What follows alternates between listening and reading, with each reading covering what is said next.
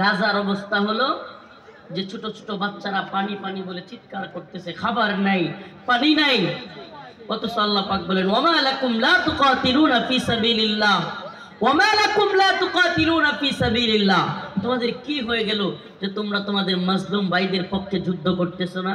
ওয়াল মুস্তাদআফিনা মিনার রিজাল one নিসা ওয়াল বিলদান ইয়াকুলুনা রাব্বানা আখরিজনা মিন হাযিহিল ক্বরিয়াতিজ যালিমি আহলুহা والمستضعفين من الرجال والنساء والولدان الذين يقولون ربنا أخرجنا من هذه القرية الظالم أهلها।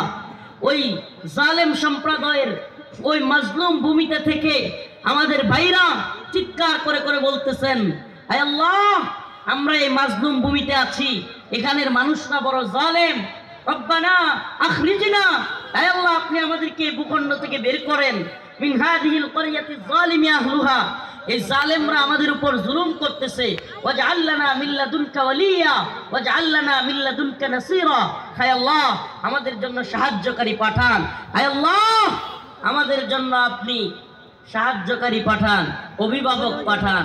আজকে যেখানে ফিলিস্তিনের উম্মতের মুজাহিদদের মুসলমানদের পক্ষে দাঁড়ানোর কথা, কাশ্মীরে বিবিসি আল জাজিরা সহ বিশ্বের নামি দামি সাংবাদিকদের রিপোর্ট হলো খুদ স্বায়ত্তশাসন বাতিল হওয়ার পরে ভারতে 10,000 মা বোনকে ধর্ষণ করা হয়েছে।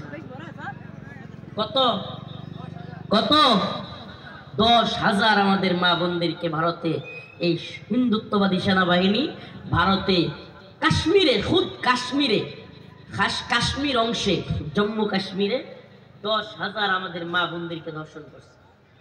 কয় হাজার? প্রিয় উপস্থিতি, প্রিয় উম্মা, যেখানে সেই ভাইরা, যেখানে সেই মাজলুমানরা, তাদের সেই আর্তনাদ, তাদের সেই চিৎকার, আকাশ বাতাস বাড়ি হয়ে যাচ্ছে। পানির একটা ছোট্ট ট্যাঙ্কি আসলে শত শত মানুষ ঝাঁপায়া পড়তেছে একটু পানির জন্য। এমনকি ওই ট্যাঙ্কির নিচ দিয়া ওই যে ফুটা দিয়ে একটু পানি পড়তেছে, সেখানে গিয়া ফিলিস্তিনি শিশু আ করে তাকিয়ে আছে, 2-4 ফোঁটা পানি নি তার গলায় পড়ে। এই যখন অবস্থা মুসলিম উম্মার, তখন আমার মুমিন ভাইরা তাবলীগের নামে নিজেরা টঙ্গিতে মারামারি করে। অমুসলিম উম্মা, তোমাদের কাছ থেকে কি মাজলুমরা এই আশা করে? তোমাদের কাছ থেকে তোমরা কি তাবলীগ শিখলা? তুমি অন্য ভাইয়ের মাথায় আঘাত করো, তোমার ভাইকে হত্যা করো। ও ভাই, পৃথিবীতে ইসলামের এমন কোন দলিল তুমি দেখাতে পারবা না কোরআন সুন্নাহ থেকে যেটা অপর মুসলমানের মাথায় আঘাত করার শিক্ষা দেয়। রাসূল বলেছেন, একজন মুমিনকে হত্যা করা জগৎকে হত্যা করা, জগৎকে হত্যা করা। অথচ মুমিনের রক্ত আজকে এত সস্তা হয়ে গেল। এক মুমিন তাহাজ্জুদরত অবস্থায় তার জীবন নিরাপদ নয়। তুমি হাজার হাজার মানুষ নিয়ে টঙ্গী ময়দানে তাহাজ্জুদের সময় ঢুকে, দেশবাসী যখন ঘুমন্ত, মানুষ যখন ঘুমিয়ে আছে, তুমি কেমন তাবলীগ শিখলা? তুমি লাঠি সুটা নিয়ে, রড বাস নিয়ে তোমার ভাইকে তুমি গিয়ে মেরে ফেললা। এই কি তোমার তাবলীগ? এই কি তোমার দ্বীন? এই কি তোমার শিক্ষা? এটা কি ইসলাম? এই ইসলাম দেখে তো কাফেররা হাসবে, এই তাবলীগ দেখে তো কাফেররা হাসবে। কে শিখালো এই তাবলীগ? এই নেতৃত্বের গুণ, এই নেতৃত্বের খায়েশাত, নেতৃত্বের লোভ লালসা আজকে আমাদেরকে কোথায় নিয়ে ফেললো। অথচ আমাদের এই ভূখণ্ডে ফিলিস্তিনের কথা কি বলবো? এই ভাইরা আমার, মাওনার মুসলমান, ফিলিস্তিনের গল্প কি বলবো? কাশ্মীরের গল্প কি বলবো? খুদ বাংলাদেশে হিন্দুত্ববাদীরা দিনে দুপুরে প্রকাশ্যে আদালত চত্বরে আমার ভাই সাইফুল ইসলাম আলিফকে কুপায়া হত্যা করে নাই? এরা তো বাংলাদেশেই ঢুকে গেছে। চট্টগ্রাম দখল করবে এই কথা কি বলতেছে না? রংপুর দখল করবে বলতেছে না? হ্যাঁ, নেত্রকোনা, রংপুর, সিলেট, চট্টগ্রাম যেগুলো কাছাকাছি তাদের, এগুলো দখলের কথা বলতেছে, দাম্ভিক আচরণ করতেছে। এমনকি প্রায় দিনই শোনা যাচ্ছে সীমান্তের কাঁটাতারের বেড়ায় বিএসএফ 2-3 জন করে গুলি করে মুসলমানদেরকে মেরে ফেলতেছে। আরেকটা নিউজ দিই আপনাদেরকে। পার্বত্য চট্টগ্রাম বিষয়ক মন্ত্রী ছিল বীর বাহাদুর। নাম শুনছেন?